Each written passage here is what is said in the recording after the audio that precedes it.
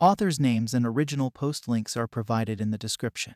Let's get into the video. AITAH for leaving my husband for him and his parents' rude behavior. I am F25 and have been married to M24 for 4 years. In the first 2 years of our marriage, we were stationed in North Carolina but have since moved to Texas, where his family lives. Since moving to Texas, I've gotten to know my in-laws, and what I know is that they are all disrespectful. All of them, almost as if it's hereditary. Here are a few examples. I'm Korean, and my husband's family is Mexican. My sister-in-law tried bulgogi, which is beef marinated in a sweet sauce, and gagged in front of me when she took a bite of it, spitting it out and complaining that she didn't expect it to taste like that. Every time we go out to eat, my in-laws will run the waiters back and forth, asking for special requests and refills, but if they don't like the food or forget one item that they ordered, they will literally tip the waiter out of their pocket.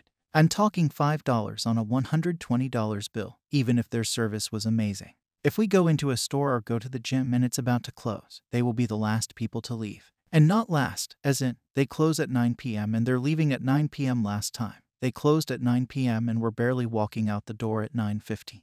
Every time an instance like this happens, my husband and I get into it. They usually end with my husband making excuses like that's just the way my family is or that I don't care what other people think, and neither should you. My last straw was when my mother was unexpectedly diagnosed with cancer. I flew back to my home in Korea to take care of her for a while she was getting her chemo. I stayed for 2 weeks before needing to go back to my home in Texas for work obligations. And can you guess who never once reached out to me the whole time I was there? Yup, my in-laws. Not once did I receive a call or text message. Not even when I came back did the topic of my mom come up. My husband told me he told them about my mom. So I don't understand why no one could have just checked up on me or at least called my mom.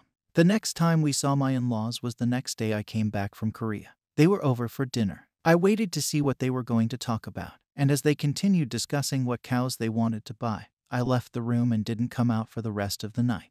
When they left, my husband angrily confronted me, telling me how disrespectful I was. I honestly didn't even have it in me anymore to fight. I just packed my bags and booked the next flight to Korea. All my husband's and in-laws' messages and phone calls are being ignored because I just cannot stand their disrespectful behavior. And to hear my husband call me disrespectful was enough. Maybe I'm overreacting. But honestly, this behavior is exhausting. I deal with it every time we go out, and I'm done. I don't want to be surrounded by people like this, and I'd rather focus my attention on my mom. Am I the arsehole? Relevant comments. Thank you for all your responses. Those that agree with me and those that don't, because it allows me to see other sides of the situation besides my own. I just wanted to clarify a few things really quickly. 1. I did not divorce my husband. I am staying in Korea for the time being. 2. For those of you asking, my husband did not call me while I was in Korea the first time.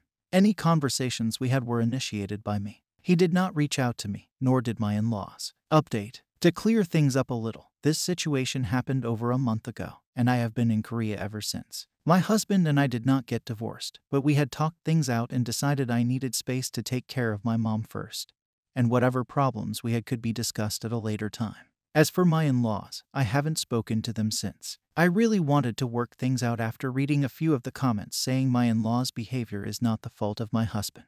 I thought that maybe I was being too judgmental over behavior that I was not used to.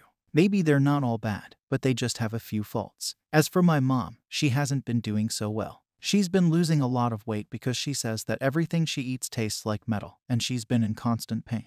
It's gotten so bad that she can't even get out of bed by herself. On top of that, I'm having a tough time watching my mom struggle and feeling like I don't have anyone by my side during this time, especially since my husband's family still hasn't reached out to me. Last week, my husband reached out to me, telling me that his mom had tonsillitis and was going in for surgery. Reluctantly, I reached out to her and told her that I would be praying and wishing her a safe surgery. I even had the hospital gift shop send flowers up to her room because I couldn't be there. I figured that maybe they just weren't the type of people to reach out to and that I should put whatever happened in the past. My husband expressed how grateful she was and how happy she was to have received the flowers, hoping that I was doing okay in Korea. Unfortunately, I wasn't. Fast forward to a week later, and my mother's condition had gotten so bad that she lost her battle with cancer and passed away. I told my husband what happened, and he was in just as much shock as I was. He said that he was sorry, telling me how much of a good mother she was and how happy she must have been to have me by her side during her last few days.